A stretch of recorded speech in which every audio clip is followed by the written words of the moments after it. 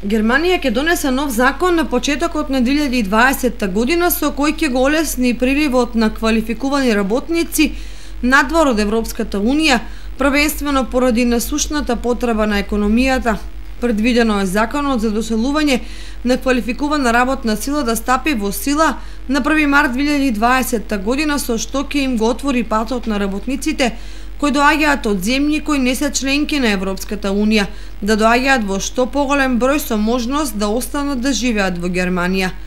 Најновите проценки велат дека сега има 1,3 милиони слободни работни места во тамошната индустрија. При тоа, во економски најсилната членка на Европската Унија работат повеќе од 2 милиони граѓани од други земји на Унијата, што не е доволно. Затоа се бараат квалификувани работници и од надвор, бидејќи без доволно експерти и стручни професии, ниту една економија не може да опстане.